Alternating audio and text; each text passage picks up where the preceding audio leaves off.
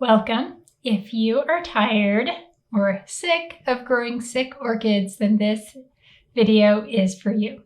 So I'm going to share with you 3 reasons why orchids tend to get sick and 5 ways that you can grow healthy orchids. The first 3 reasons that orchids can get sick is number 1 with rot, number 2 with pests, and number 3 with diseases. So let's start with the first one. Orchids can get sick with rot, and this is caused primarily with unhealthy growing conditions. So the first thing that you can do to grow orchids in a healthy way is to avoid getting water in the crown. So if you're growing Phalaenopsis orchids or even Paphiopedilum orchids, then you want to keep water off the crown, which is where the leaves and the stem come together, and water can accumulate right there and cause rot. The other place where orchids tend to rot is in the roots, mostly because of overwatering, and overwatering can happen because the potting mix is not healthy. So I have these 4 orchids here, and they're all Phalaenopsis orchids, but I just wanted to show you that they can grow in different pots and in different ways.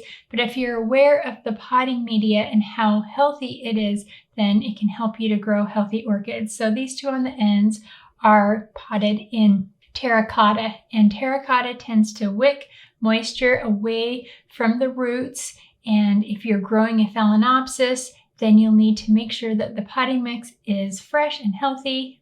Probably repot about every 1 or 2 years, but the potting mix will still let the roots have a constant supply of water in a very mild way. So you don't ever want the potting media to be soggy, but you want it to be just barely slightly damp.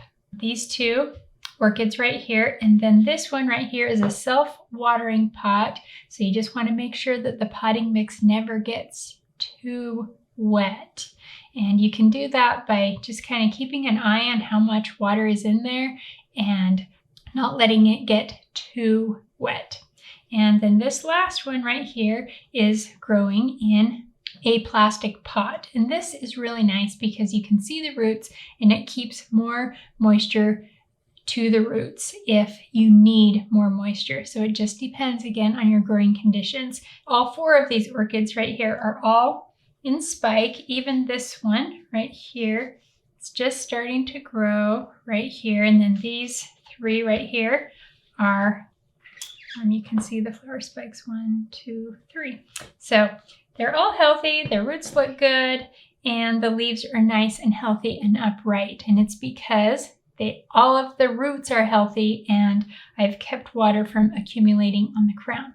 The second thing is to keep a healthy environment by keeping it clean and also by providing air movement. And this helps wick away extra moisture that may get in the crown or on the leaves, and it just prevents the growth of bacteria and fungal infections. So that's the next thing to grow healthy orchids, is to prevent diseases. To help prevent diseases, the best thing that you can really do is to, number 1, start with a healthy orchid. So when you go to the grocery store, look at the leaves, look at the roots, look for any variations in color, look for any spotting, look for something that looks kind of cottony, and that could be mealybugs or any stippling in the leaves that could be caused by a pest. So that's the third thing, is pests. So you want to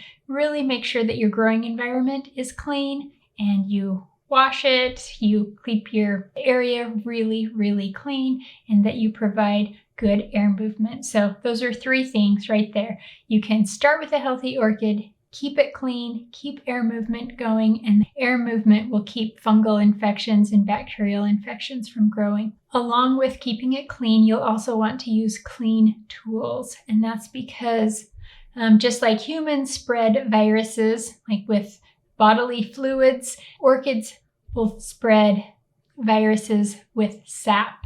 So if I use the same scissors to trim up this orchid when I'm repotting it or whatever, and then I don't clean it and I start working on this orchid, then I could transmit a virus that way. And the same goes with pests. So if you notice that there's any type of pest, then that's how they share diseases. A lot of times they will pierce the leaf of the orchid and they'll suck the sap, and then they'll go to another orchid and suck the sap, and that's how infections are spread.